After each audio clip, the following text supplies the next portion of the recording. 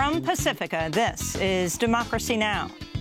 This is the single worst humanitarian crisis in the world. And unfortunately, in this case, unlike in Rwanda in the past or in Bosnia, the United States has had a role because we initially provided aid to the Saudis and we continue to refuel their planes. As the U.S.-backed Saudi-led coalition begins a major offensive on a key port city in Yemen, we speak to Democratic Congressman Ro Khanna of California, a leading critic of the war in Yemen, which has already killed 15,000 civilians, sparked the world's worst cholera epidemic, and pushed the country to the brink of famine. Then to the Poor People's Campaign. Imagine working at a job that doesn't pay you a living wage day in and day out. Imagine not even having a basic income and not knowing how you're going to feed your children. We have to have a people in this country that are willing to stand as long as it takes and organize as long as it takes and fight as long as it takes. 50 years after the assassination of Dr. Martin Luther King Jr., the Reverend William Barber is helping to lead a new Poor People's Campaign. We'll air a report from Washington, where Barber and 100 others were arrested on Monday. Some religious leaders were handcuffed for 5 hours, had their religious vestments ripped off of them, and were brought into court in ankle irons after being jailed overnight. Among them, Poor People's Campaign leader, Reverend Liz Theoharis. Plus, we look at the Supreme Court's major ruling upholding Ohio's controversial voter purge law. The religious leaders were arrested outside the Supreme Court. All that and more coming up. Welcome to Democracy Now!, democracynow.org, The War and Peace Report. I'm Amy Goodman. A federal judge has approved AT&T's $85 billion merger with Time Warner after ruling the Justice Department failed to prove the merger violates antitrust laws. The far-reaching deal is expected to reshape the media industry and will give AT&T control over Warner Brothers film and television studios, along with CNN, TNT, HBO, and many other brands. Only 3 days after President Trump's inauguration, AT&T paid $600,000 to President Trump's personal lawyer and fixer, Michael Cohen's company, for help advising the telecom giant on how to steer the planned merger through regulatory scrutiny. Despite the money, the Justice Department sued to block the merger. Tuesday's approval of the AT&T Time Warner deal is expected to spur a flurry of other mergers and corporate consolidation across industries. In Yemen, the U.S.-backed Saudi-led coalition has launched an offensive against the key port city of Hodeidah. The offensive is expected to be the biggest battle in the coalition's ongoing 3-year assault against Yemen's Houthi rebels. The conflict has already killed 15,000 civilians, sparked the world's worst cholera epidemic, and pushed Yemen to the brink of famine. Humanitarian groups have warned the offensive could be a catastrophe for 250,000 civilians living in Hodeidah and for the rest of Yemen, which is highly dependent on aid that travels through the port. This is Jens Larke with the UN Office for the Coordination of Humanitarian Affairs. Military attack or siege on Hodeidah will impact hundreds of thousands of innocent civilians. In a prolonged worst case, we fear that as many as 250,000 people may lose everything, even their lives. We'll have more on the offensive against Yemen's key port city, Hodeidah, after headlines. We'll be speaking with Silicon Valley Congressmember Ro Khanna. In Afghanistan, at least 18 people were killed in Taliban attacks, including the governor of the northern Kohistan district Tuesday. The attacks came as the government's 8-day ceasefire was slated to take effect. The Taliban has announced its own ceasefire during the first 3 days of Eid later this week. In Israel, police again questioned Israeli Prime Minister Benjamin Netanyahu in connection with one of a series of corruption cases. Protesters gathered outside Netanyahu's house on Monday night demanding his resignation as police questioned the prime minister inside his home about the bribery scandal involving communications giant Bezeq Group, aimed at securing more favorable media coverage for Netanyahu and his family. A number of members of Netanyahu's inner circle have already been arrested in this corruption case. Back in the United States, voters went to the polls Tuesday for primaries in Virginia, South Carolina, Maine, Nevada, and North Dakota. In Maine, voters used a new type of voting system, ranked choice voting, which allows voters to rank their preferred candidates in order of preference. On Tuesday, Maine residents voted to also use this system for upcoming federal elections. But Maine's Republican Governor Paul LePage is now threatening not to certify the results of Tuesday's primary because of the ranked choice voting. Voting, most horrific thing in the world. I will probably not certify the election. I will leave it up to the courts to decide. Meanwhile, in South Carolina, Republican Congressmember Mark Sanford lost his primary election to State Representative Katie Arrington after he repeatedly criticized President Trump. In an unusual Election Day move, Trump attacked Sanford Tuesday by Twitter, tweeting, "Mark Sanford has been very unhelpful to me in my campaign to MAGA. He is MIA and nothing but trouble. He's better off in Argentina," the last part of a reference to the 2009 scandal in which then-Governor Sanford disappeared for a few days, first saying he was hiking the Appalachian Trail and later revealing he was having an extramarital affair in Argentina. After conceding defeat Tuesday night, Sanford said he did not regret criticizing President Trump. It may have cost me an election in this case, but I stand by every one of those decisions to disagree with the president because I didn't think it, at the end of the day, was either concurrent with the promises I made when I first ran for office or the voices of the very people the first district that I represent. In Virginia, former state Trump campaign co-chair Corey Stewart won the Republican Senate primary and will challenge Democratic Senator Tim Kaine in November. Stewart ran on a pro-Trump, far-right, anti-immigrant platform. He's also embraced the Confederate flag and refused to condemn white supremacists for their deadly rally in Charlottesville, Virginia. Women candidates also won big Tuesday night, including in Virginia, where State Senator Jennifer Wexton won her House Democratic primary. She'll challenge Republican Congresswoman Barbara Comstock in November. In Nevada, Susie Lee won her House primary race. The New York Times reports on the Democratic side, Tuesday's primary results were a victory for the Democratic establishment, with a number of candidates handpicked by party leaders beating out insurgent left challengers. On the Republican side, the results represented a victory for far right wing of the party, with Trump-aligned candidates beating out their challengers.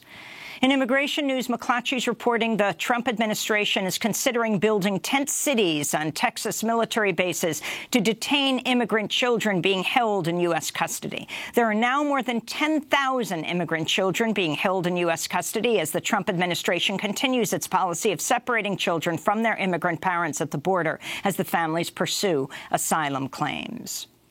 And in Orlando, Florida, hundreds gathered outside the Pulse nightclub Tuesday to honor the 49 people who were killed 2 years ago in one of the deadliest attacks ever on the LGBT community in the United States. The majority of those killed were young LGBT people of color. Meanwhile, also in Florida, students and activists organized a die-in near Trump's Mar-a-Lago resort to demand the administration take action to curb gun violence. Among those protesting and participating in vigils Tuesday were the survivors of the Valentine's Day massacre at Marjory Stoneman Douglas High School that killed 17 people in Parkland, Florida, earlier this year. And those are some of the headlines. This is Democracy Now!, democracynow.org, The War and Peace Report. I'm Amy Goodman. We begin today's show in Yemen, where a coalition led by Saudi Arabia and the United Arab Emirates has launched an all-out offensive against the key port city of Hodeidah. The offensive is expected to be the biggest battle in the ongoing 3-year war between the U.S.-backed Saudi-led coalition and Houthi rebels. The war has already killed 15,000 civilians, sparked the world's worst cholera epidemic, and pushed the country to the brink of famine. Humanitarian groups have warned the offensive could be a catastrophe for 250,000 civilians living in Hodeidah and for the rest of Yemen, which is highly dependent on aid that travels through the port. The World Health Organization estimates 8.4 million people in Yemen already face pre-famine conditions. The offensive comes just days after the U.S.-backed Saudi-led coalition bombed a new Doctors Without Borders cholera clinic in Yemen's northwest Abs region. On Tuesday, I spoke with Democratic Congressmember Ro Khanna. He represents Silicon Valley in California. He recently co-authored a bipartisan letter calling for Defense Secretary James Mattis to help prevent an attack on Hodeidah. I asked Congressman Khanna to lay out his concerns. It would just be a catastrophe of civilian casualties. An attack on Hodeidah would mean thousands and thousands of women and children and civilians would die. Second, the port of Hodeidah is the only place right now, for practical purposes, that food and medicine can get into Yemeni civilians. So this is, one would think it just should be common sense that the United States and the international community would be doing everything in our power to keep that port open. In the past, even Ambassador Nikki Haley has talked about the importance of that port for civilians. And it would be really a dereliction of our own values to not do everything in our power to stop that attack and do everything in our power to stop refueling the Saudis from their bombing campaign in Yemen. What do you know about this Doctors Without Borders cholera clinic that the Saudi regime just bombed? They said they gave their coordinates to the Saudis. We have heard this so many times before in other places, for example, in Afghanistan. Well, it's really shocking and unconscionable, and this is not the only incident. We've had reports over the last year and a half about the Saudis indiscriminately bombing civilian sites, bombing relief workers, and that's not something that the United States should in any way participate in. Our refueling of the Saudi planes is something the Saudis desperately rely on. We started doing that as a sop to Saudi Arabia when we did the Iran deal. We thought, okay, we're going to do this Iran deal, and the Saudis are insistent on this, so let's provide some assistance. It was a mistake. I don't think anyone would have anticipated the level of humanitarian catastrophe in Yemen. It's important to understand that this is not a counterterrorism operation in Yemen against al-Qaeda. This is an active interference in the Saudi efforts to bomb the Houthis and engage in a civil war. So the United States needs to stop our role in furthering the Saudi efforts, and we certainly need to do everything in our power to stop the Saudis from attacking the port of Hodeidah. Congressman Khanna, the Wall Street Journal is reporting the Trump administration is weighing a request by the United Arab Emirates to expand the U.S. role in the war in Yemen by providing direct assistance to the impending offensive against the port city of Hodeidah. So you're talking about, Saudi Arabia, United Arab Emirates. These are the countries also that particularly Jared Kushner, President Trump's son-in-law, senior advisor to President Trump, is very close to. What does this direct assistance mean? And how is this happening without congressional approval? Well, there's been, candidly, a lack of transparency by the Trump administration. In the past, when Secretary Mattis has testified to the Armed Services Committee, on which I sit, he has been very clear that our efforts in Yemen are largely limited to counterterrorism operations against al-Qaeda, and that he has said that the United States does not have an active role in assisting the Saudis in their fight against the Houthis. But then we are hearing reports that that is not true, and that they're considering expanding our aid to the Saudis, not because of counterterrorism interests, but really because of the civil war, which is a proxy war with Iran. And so that is what prompted several of us to write Secretary Mattis a letter. At the very least, we need transparency from the administration about our objectives in Yemen. They are relying on the 2001 AUMF, authorization of force, which allows us to go after al-Qaeda or its affiliates anywhere in the world. That was overly broad. But even under that authorization of force, there is no authority to go after the Houthis, and the administration just needs to be far more transparent, and we're going to demand transparent answers from Secretary Mattis and others. About the United Arab Emirates. It's United Arab Emirates and Saudi Arabia. What is the U.S. interest in both of these places? Well, we see them both as allies, candidly, to contain Iran. And this type of balance of power politics has gotten us into a lot of problems in the Middle East. And unfortunately, we're continuing the same type of thinking, saying that we need to ally with countries that may be a check on Iranian expansion. Unfortunately, the administration has continued down that path of thinking without any authority from the United States Congress. But the first step is to really understand what our involvement and role is in Yemen. The administration has been very coy about admitting that we're actually aiding the Saudis in a proxy civil war, aiding the United Arab Emirates in a proxy war in Yemen against Iran, because they know that has absolutely no authorization by Congress. And talk more about this for people who are not familiar with the U.S. role. Why the U.S.? Is it all involved in this on the side of Saudi Arabia? Now, under Obama, for a period, they were directly assisting.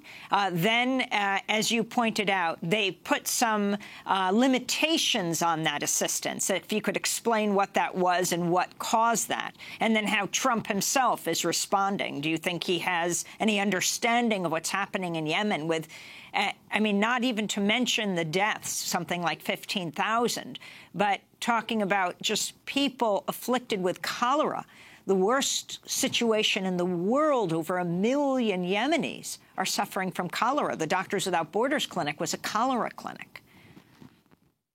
Well, you're right to point out the humanitarian catastrophe. I mean, this is the single worst humanitarian crisis in the world. And unfortunately, in this case, unlike in Rwanda in the past or in Bosnia, the United States has had a role because we initially provided aid to the Saudis and we continue to refuel their planes. The reason for our aid to the Saudis was as a balance to our supporting Iran with the Iran deal. We were negotiating with Iran to have the Iran deal. The Saudis complained to the Obama administration at the time, saying we feel insecure with the normalization of the relationship with Iran.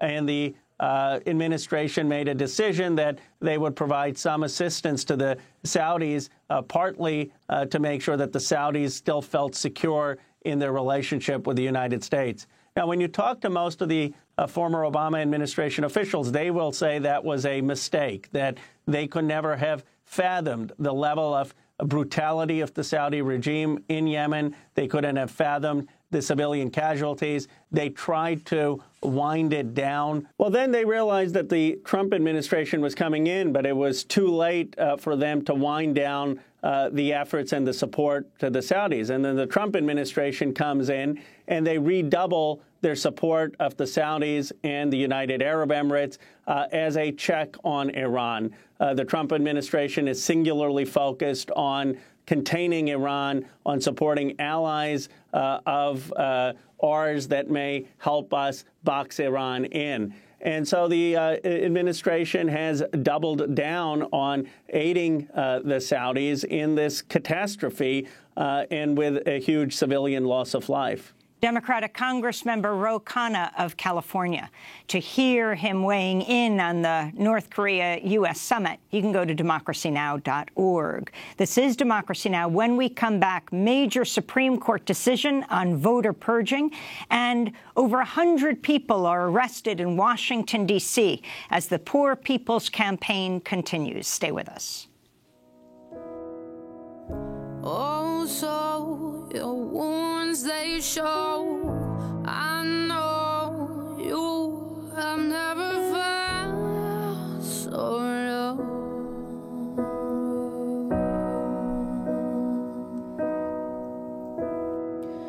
But hold on, head up, be strong. Oh, hold on until you hear them come. Angel by the Wings by Sia. Here on Democracy Now!, democracynow.org, The War and Peace Report. I'm Amy Goodman.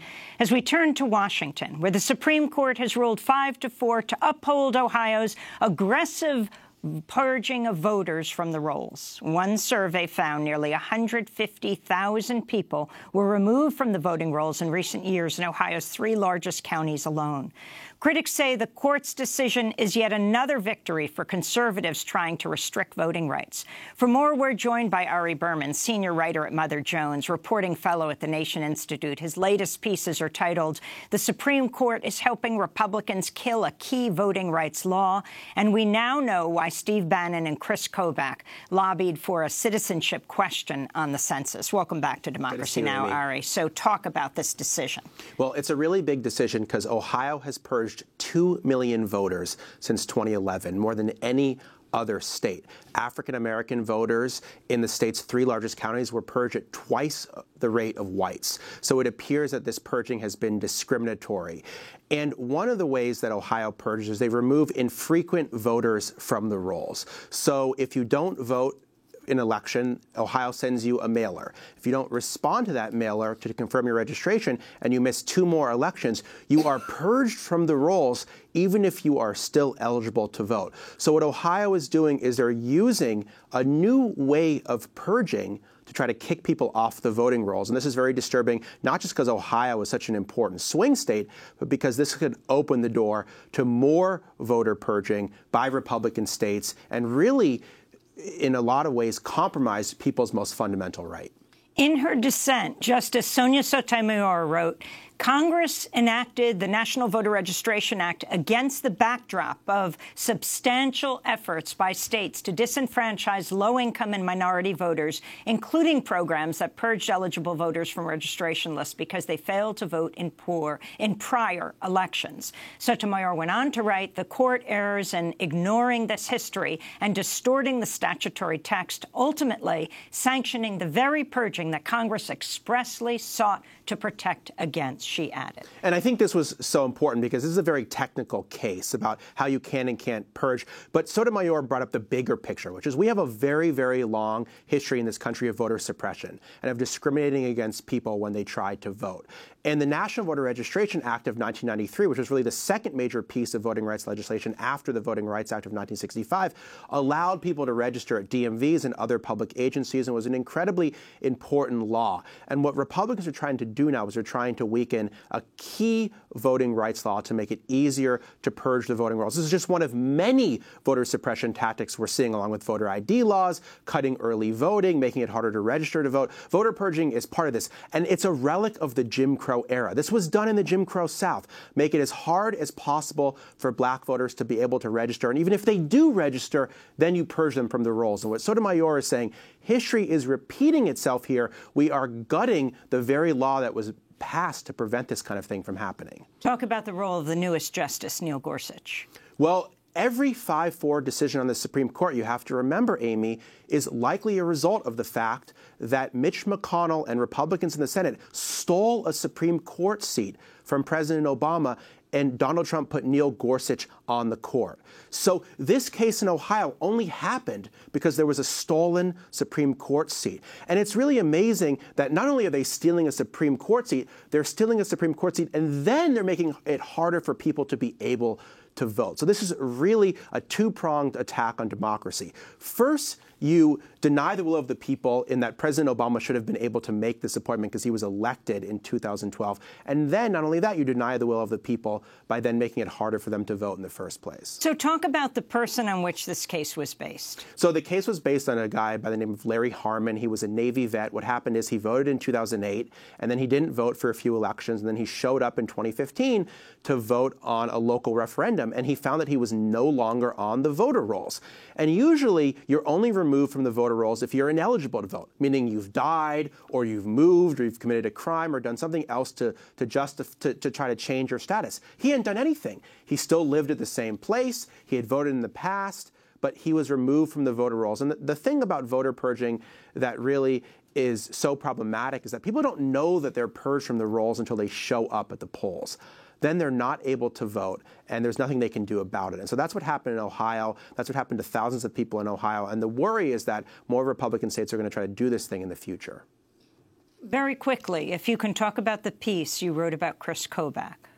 Well, we now know that Steve Bannon, then the White House chief advisor, and Chris Kobach, the Kansas Secretary of State, former chair of Donald Trump's Election Integrity Commission, pushed for a question on the census, a citizenship question on the census, for the first time since 1950. 50. And this question is going to drastically diminish responses from immigrants. It's going to threaten the entire accuracy of the census, which is so critical for democracy. And the reason they wanted this question on the census, new document shows, was to exclude non-citizens from counting towards political representation. That would be a dramatic rewrite of the Constitution, of democratic norms. And what it would do is it would deny immigrant communities, places like New York and California, significant representation, and it would shift representation to wider and more Republican areas. And so what Chris Kobach and Steve Bannon are doing is they're trying to weaponize the census to fit the Trump administration's aims, to try to help Republicans politically, try to hurt immigrant communities in more diverse states. Ari, you tweeted yesterday, 55 years ago today, NAACP Field Secretary Medgar Evers was assassinated by KKK in Mississippi, a reminder of the bloodshed fighting for voting rights. My worry is that history is repeating itself here, that so many people like Medgar Evers paid the highest price, their lives, fighting for the right to vote. And 50 years later, we have a Supreme Court, we have a Republican Party that is undermining that most fundamental right, that is finding new ways to try to disenfranchise people, whether it's voter ID laws or voter purging or cutting back on the amount of time that people have to vote. This is, as Justice Breyer once said, old poison in new bottles. We've seen this before. We've seen the disenfranchisement of Americans before. People like Medgar Evers died for it. And for us to be going backwards in such a dramatic way, for the Supreme Court to be undermining such a core right, to me, is just extremely disturbing and something that we really have to pay a lot of attention to. Finally, your biggest concerns for the midterm elections that are coming up this year? Well, my biggest concern is that so many Republican-controlled states have new voting restrictions in effect now. 23 states have passed new voting restrictions in effect for the first time since 2010. Not only that, we have gerrymandered maps all across the country. The Supreme Court may strike that down, or they may uphold it, which means that all the gerrymandering will continue in 2018 and 2020. So I think we like to believe that we have totally free and fair elections in this country. But there are a lot of ways in which people's right to vote are being undermined. And so when we look at who's going to win the election, we also have to look at the conditions under which the elections are going to take place in the first place. Ari Berman, senior writer at Mother Jones, reporting fellow at the Nation Institute. We'll link to your pieces. Your book, Give Us the Ballot, The Modern Struggle for Voting Rights in America. The pieces, the Supreme Court's helping Republicans kill a key voting rights law. And we now know why Steve Bannon and Chris Kobach lobbied for a citizenship question on the census. When we come back, 100 people are arrested in Washington, D.C., between the Capitol and the Supreme Court. 9 religious leaders on the steps of the Supreme Court. They were put in leg irons, their vestments ripped off them. They were held overnight in jail. You'll hear what took place on Monday in Washington. Stay with us.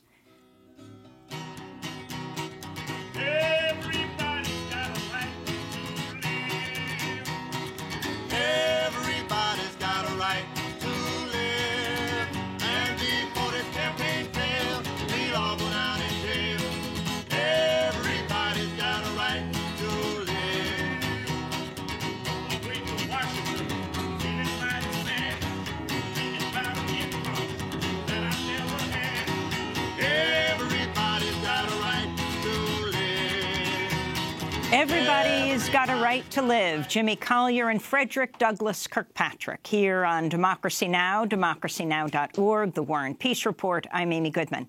On Monday in Washington, D.C., 9 religious leaders were arrested on the steps of the Supreme Court. They were handcuffed for 5 hours, had their religious vestments ripped off them, then jailed overnight in cells with cockroaches.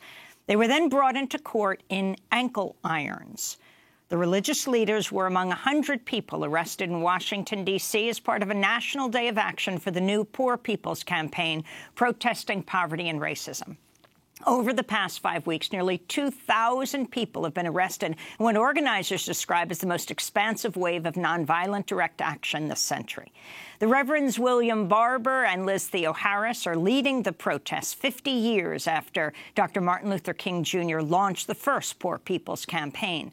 Monday's protests came just hours after the Supreme Court dealt a major setback to voting rights by upholding Ohio's controversial voter purge law. Democracy Now! Is on the streets of Washington, D.C., covering the action. Poor Poor People's Campaign, a national call for moral revival. Historians are telling us that 5 weeks in, we already have the largest wave of nonviolent civil disobedience in the 21st century. Already. And we're just starting. This is just the launch. This is just the beginning. That's right, that's right. And we have today with us here others that will be joining us in Zone 10 when we start to rally, and across the country. We have all kinds of folks. We have workers that have been locked out of where they're supposed to work because they're standing up for higher wages. Right, that's right. We have homeless folks whose encampments have been destroyed, but who are coming to stand up for justice. Yep. We have people who have died that we're standing up for still today because they could never access affordable housing.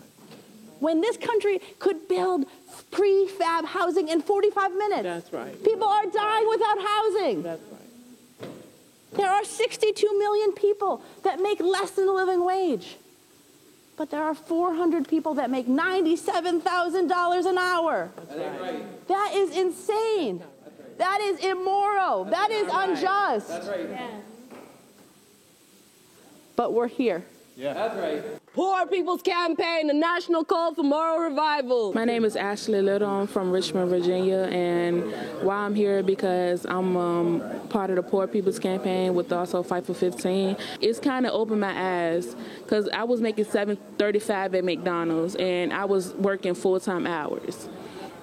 So when I got for Fight for 15, it's like, oh yeah, I want 15, I want Medicaid, I want this, I want that, and it got me fired up, where it's like I want to keep going. So I've been, now as I switch jobs to Wendy's, it's like I'm still going to fight because I'm still not making what I want to make.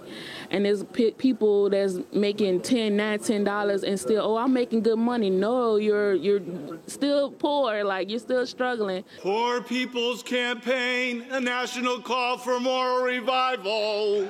Okay, my name's Catrice Johnson. I'm a D.C. resident. I currently work at Ronald Reagan Airport. Many of these people that I've worked alongside, they have families, and if you don't ask them their story, you'll never know. A lot of them are suffering from like depression, and you know it's hard because you're living paycheck to paycheck, and you're trying to put food and things on the table for yourself as well as your children, and it gets hard. And many of them have like 2, maybe 3 jobs that they're working, and I see the tiredness that be on their face. Campaña por la gente pobre. My name is Aisha Tijalo. I came here because of we need the union. I work in the airport, Dallas Airport. The company name is Huntley Corporation. We push in wheelchairs to help the old people. I get fired in my job. I work there almost 14 years, from 2004. They see that we are participating with the union because they don't like the union. And we like the union because of disadvantage, disrespect. You know, they feel like we are Africans. So they don't respect we, they don't have no regard for we. You see, so they treat you anyhow they want to do. So that one is not good. We are all the same. You see, we are all human beings. You see, so that's why I'm crying because of advantage, disrespect. You know, it's not good for me. You see. Poor People's Campaign, a national call for moral revival. Yeah. Poor People's Campaign, a national call for moral revival. My name's Valerie Blakely. I'm from Detroit, Michigan, and I came because I believe the Poor People's Campaign is going to bring about great change. 40% of Detroiters live below the poverty line, and when wages and money isn't, you know, like that you don't have access to that, but the price of water and your basic needs like electricity and things are going up, and you can't make your ends meet. I live in a neighborhood that was shut off all at one time, 3-block radius. We all got shut off. That's endemic poverty where people, and that happened all over the city. They would send two guys in a truck and shut off water for whole neighborhoods. Poor People's Campaign, a national call for moral revival. Jaime Contreras, I'm the Vice President for SEIU 32BJ. It's sad that in this country you have 400 people making $97,000 an hour when you have, people who clean airports, the wheelchair attendants and sky cabs and, working for tip wages and unreliable tips, working 2 and 3 jobs at the airports. We're hoping that this is going to bring to light the huge income inequality in this country. But not just that, but also structural racism and systematic racism, the war economy, wage equality for women. That's what this campaign is all about, and that's why 32BJ is part of it. If your voice trembles, sing it. If you're crying, sing it. Sing your song. That's right. My name is Yara Allen, and I am from Rocky Mount, North Carolina. I am Director of Cultural Arts with Repairers of the Breach. Music is so important because it is actually the heartbeat. It is the life's blood of the movement. And a lot of people are drawn to movements by the music.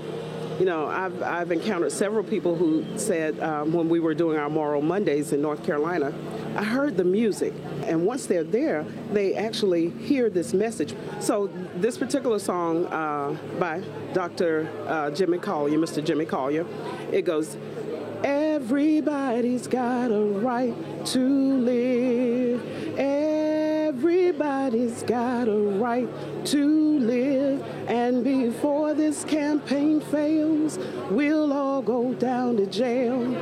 Everybody's got a right to live. Reverend Graylin Hagler, pastor of Plymouth Congregational United Church of Christ. And what are you doing today? Well, I've been here continuously supporting the Poor People's Campaign, a national call to moral revival, to lift up the various issues, because it's clear that we got to change the narrative of this country, change the discussion in this country that really deals with the issues that so many of us are concerned about and feel that it's at a crisis proportion, such as what's going on in terms of voter suppression, what's going on all around the country in terms of economic issues, the kind of xenophobia that seems to almost be an accepted quality in political language. We're here to challenge that. We're here to continue to challenge that kind of rhetoric and that kind of dialogue and create one that is open and one that's inclusive. The Poor People's Campaign is not a new name. That goes back 50 years to Dr. King. Can you talk about that and your activism then? Right. I mean, it's important to remember, because I see people in the media saying, oh, the new Poor People's Campaign. Well, this is a continuation of who we are, where we've been, the kinds of things that really historically on the table, because we're dealing with Martin King 50 years ago, who, when he was assassinated, there was unfinished business. It rained and rained like it's been raining here, and basically washed away Resurrection City. But we're here today to say that this is a continued issue that we need to continue to press 50 years later until it becomes clear that that this country needs a new set of values. Everybody's got a right to love, and before this campaign fails, we'll all go down to jail. My name is Amy Jo, and I'm from West Virginia. Yeah. West Virginia, we have one of the nation's highest poverty rates. My children, I have 2 daughters in West Virginia. My daughters have a greater chance of dying of a drug overdose than they do from graduating from high school. Shame. It is a shame. Hi, LaDonna. So my mom was widowed in the 70s, and if there was one song in my childhood that kept playing all the time, it was Get an Education, Amy Jo. Get an education, because you shouldn't have to work this hard. I want everyone here to think for a minute about the poor West Virginia students who were at these colleges, who have seen a tuition increase over the past 15 years from 120 to 140% for in-state tuition. I want you to take just a minute and think about the West Virginia students who have to visit the food pantries on campus, and that there is a reason for there to be food pantries on college campuses in West Virginia. Good afternoon, brothers, sisters, comrades. My name is Josh Armstead. I'm the Vice President of Unite Here Local 23 for the DMV. I'm also, more importantly, a shop steward for Georgetown University, a strong union shop. I've lived here in D.C. all my life, It is expensive to be poor in the nation's capital. That's right. Teach us, brother. It is something that you cannot live with, and I'm glad I got into a union because now I'm able to actually see the benefits of standing together and actually being able to inspire others to stand together. I'm here today in front of the Capitol with the Poor People's Campaign and my union and other unions to show solidarity to the working class people here in America, and also to tell the millionaires and the billionaires in this country that organized labor is not dead. We are growing. Are you getting arrested today? Absolutely. Why?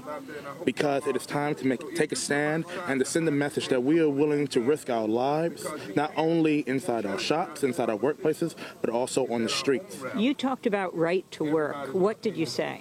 I talked about right to work because it is a racist stratagem to divide working class people in this country. It was made by millionaires and billionaires who wanted to divide black and white workers who they wanted to keep wages down. We need to build up our collective power again, and we need to realize that racism and capitalism are intertwined in this country, and it is the reason why we have wages that are so low. It's the reason why near the White House we have homeless people sleeping at McPherson Square. We need to come together and realize the game that is being played in this country, and we need to flip the board. Can you tell me your own personal story, how you got involved with the union? I got involved with the union because I saw my mother growing up struggle. I didn't ever want to be that way. I didn't ever want to live that way. So when I got to Georgetown, I joined the union. And I became involved as committee. I talked to my coworkers, and we fought against the third largest food service corporation on the planet, Aramark. And we won that contract. And because of that victory, I'm able to see. I didn't get a chance to say that on the stage, but I'm able to see because we got union healthcare and a union contract. Co-chair of the Poor People's Campaign, a national call for moral revival, the Reverend Dr. William Barber. Say no more. Treating people like things and corporations like people. You saw the rabbi, the imam, and the Christian minister standing together in solidarity. Something's happening. And on this campaign, we also believe in something Dr. King and many others talked about, and that is a basic guaranteed income. That's right.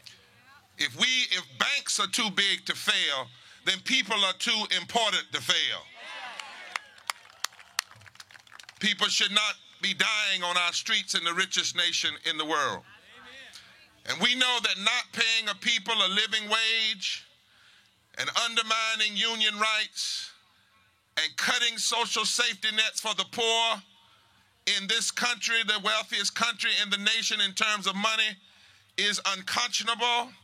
It is a moral sin, and it is a violation of our Constitution's promise to establish justice.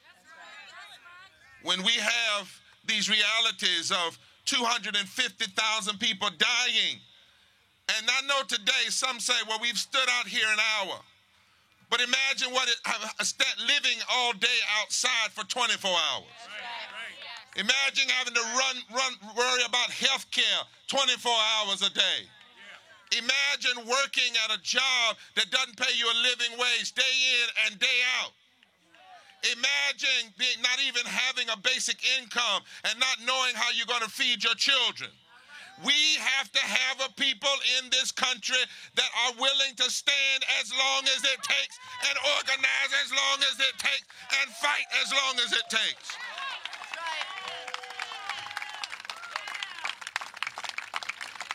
When the Supreme Court handed down today a 5-4 decision that begins to take us backwards on voting rights, and they're expecting one on labor rights.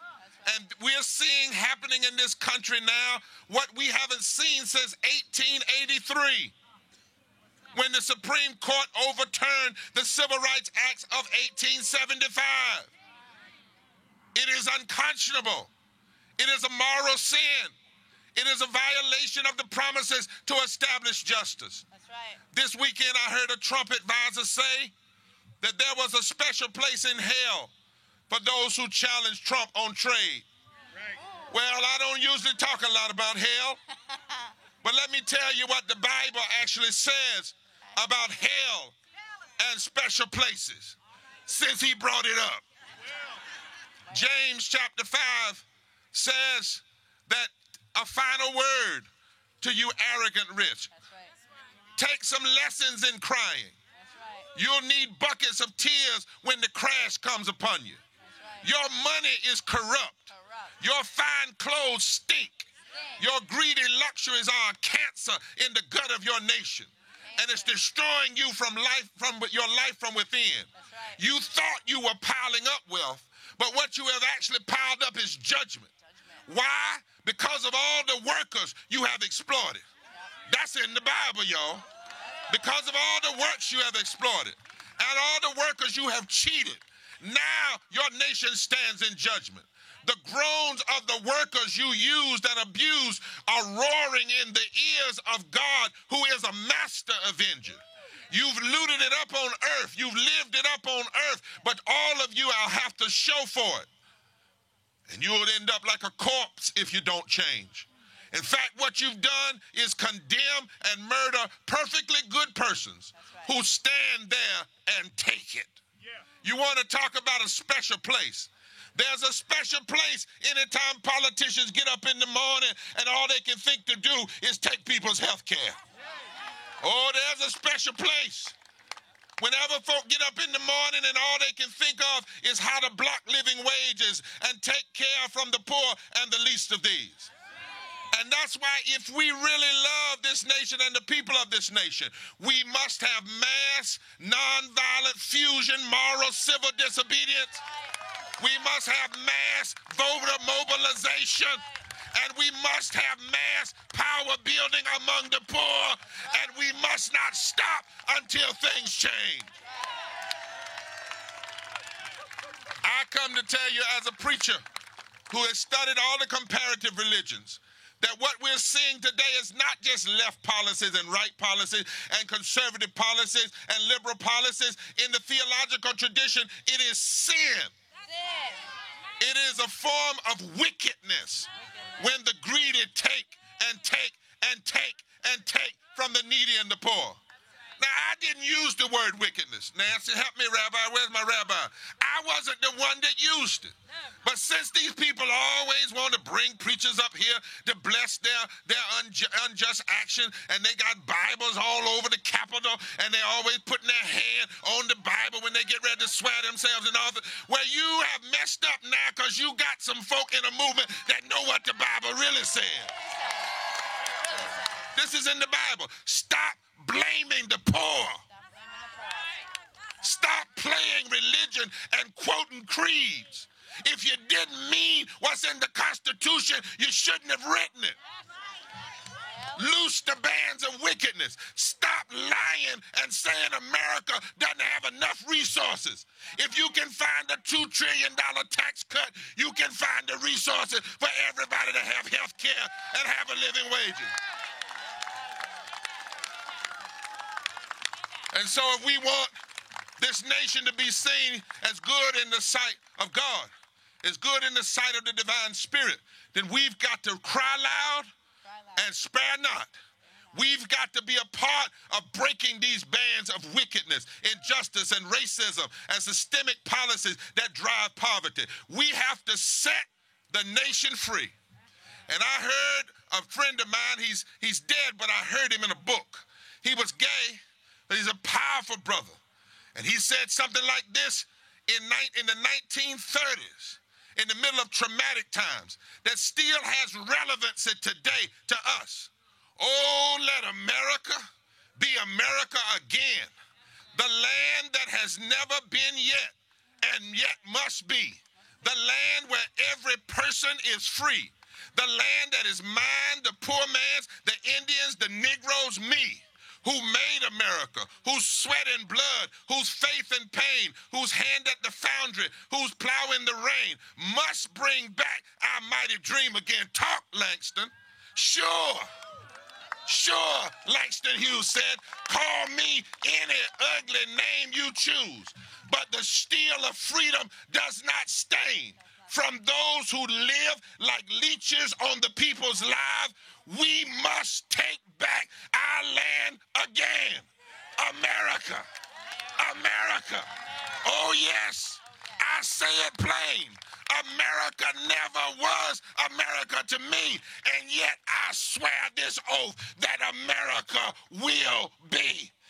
Is there anybody out there that will declare right here and right now that I'm going to do everything in my power to make America what it ought to be? Make America what it ought to be. Make America what it ought to be. Reverend Barber, can you tell us what you're about to do? Well, we're about now to do an act of moral fusion, civil disobedience. We've been 5 weeks straight. Right now, this is happening all over the East Coast. Next hour to happen in the central area, then out west. Our focus today is on labor and poverty and living wages and guaranteed incomes. We believe we got to shift the narrative of this country, and the only way we can do it is people have got to put their lives and their bodies on the line. You have preachers and poor people and impacted people who are in these lines. And we're willing now to engage in an act of moral civil disobedience to drive home what is going on. We believe that injustice is happening in the halls of Congress and in the halls of state capitals around this country. Where are you planning to be arrested in front of today? Well, I can't say just yet, but I can say that we're headed toward the Capitol and toward the street, because what we're saying is we're going in the streets to say we have to stop because this country is going in the wrong direction. The bottom line is, when we look at poverty today, 140 million people living in poverty and low wealth. We have more poverty today than we had in '68. We're spending more money in war today than we spent in '68 in the height of the Vietnam War. He was killed. The movement didn't end, it was assassinated. And that's why Dr. Liz Theo-Harris, myself, and others have said we have to re-engage it, but not exactly the same way. They came to D.C.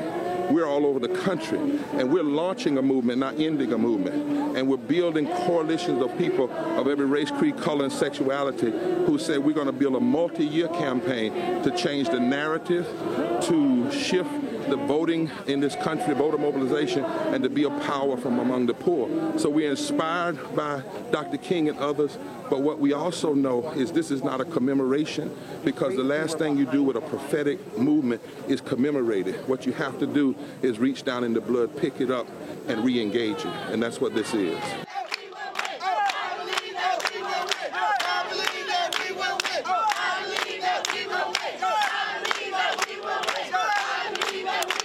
The Reverend William Barber of the Poor People's Campaign speaking on Monday. He was joined in Washington by labor leaders, the Fight for 15 campaign, that's $15 an hour. After the rally, Reverend Barber led the protesters from the Capitol to the street in front of the Supreme Court, where about 100 of them were arrested. After their arrests, the Reverend Liz Theo-Harris, the co-chair of the Poor People's Campaign, then led 8 other religious leaders up to the steps of the Supreme Court to protest the court's ruling upholding Ohio's controversial voter purge law. We are the Poor People's Campaign, a national call for moral revival. So some moral witnesses are coming forward to bring our message to the Supreme Court. What do we want? William H. Lamar IV, pastor of Metropolitan African Methodist Episcopal Church in Washington, D.C. Shali Gupta Barnes. I'm with the National Campaign. I'm Noam Sonoy Spack. I'm with the Cairo Center and the Poor People's Campaign. Minister Rob Stevens at Middle Collegiate Church in New York. Reverend Graylin Hagler, pastor of Plymouth Congregational United Church of Christ, here in front of the Supreme Court, basically to really raise up the questions about the decisions that this body makes, and particularly the decisions that they make in terms of voter suppression, like in Ohio, and the decisions just the other day in terms of really sort of legalizing discrimination against LGBTQ community. We're here in front of the Supreme Court. 9 people are being arrested. We're not talking about the Supreme Court justices of the United States, but 9 people of faith who are protesting the decisions of the Supreme Court, who are part of the Poor People's Campaign, led by Reverend Liz Theo-Harris, who, together with Reverend William Barber, is leading the Poor People's Campaign as they get arrested each week, along with hundreds of other people around the country. They're praying right now, and the police have told them that they will be arrested. You're in violation of Title 40. If you do not leave, you will be arrested.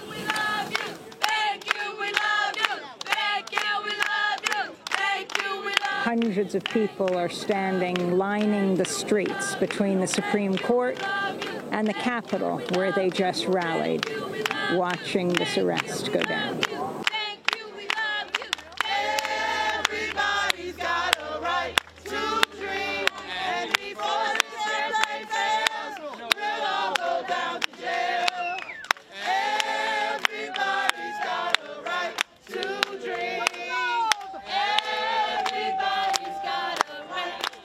The scene in front of the Supreme Court on Monday, as Reverend Dr. Liz Theoharis, co-chair of the Poor People's Campaign, a national call for moral revival, Reverend Graylin Hagler, and 7 others, 9 people altogether, were arrested just in front of the court. About 100 people were arrested that day. They were taken from the Supreme Court to, well, we're joined by Reverend Dr. Liz Theoharis right now. She was released from jail last night, which means the 9 religious leaders were held more than 24 hours in jail. What happened to you in jail, Reverend Theoharis?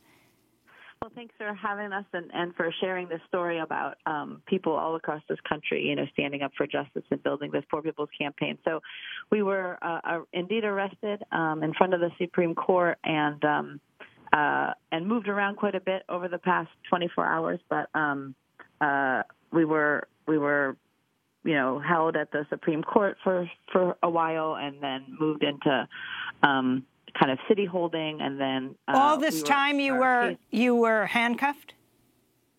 So we were handcuffed for the first 5 or 6 hours while we were being processed at the Supreme Court, and I think.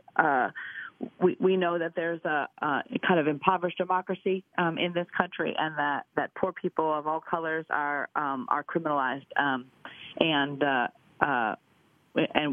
we see the connections between that and why we need this campaign, and why people, including faith leaders from the Poor People's Campaign, were standing up for justice this past week. So we were kept for many hours. Handcuffed, we were, put into city jails with lots of poor people who suffer the indignities of life every day. We were kept at the courthouse for a while, and then shifted to a federal court. We had reports that your religious vestments were ripped off of you. Well, so we had to remove them, and in fact, my stole that says Jesus was a poor man. This is the sash you were wearing. Jesus is a poor man. That's right, and it's a true statement from the Bible. It's also something that during the 1968 Poor People's Campaign, the caravans from Marks, Mississippi had that on there, and so we wear those in solidarity with the 68 campaign and with the Bible, so that was taken. And all of our, religious collars and vestments were removed. The Jewish prayer shawls that someone was wearing were removed, and folks got some of them back yesterday. I'm still waiting to get the stole back. You were held overnight, cockroaches in your cells? Yeah, just like lots of poor people experience all across this country every day. We were held, with cockroaches, with very little food, and when you were brought before the judge, you were put in leg irons?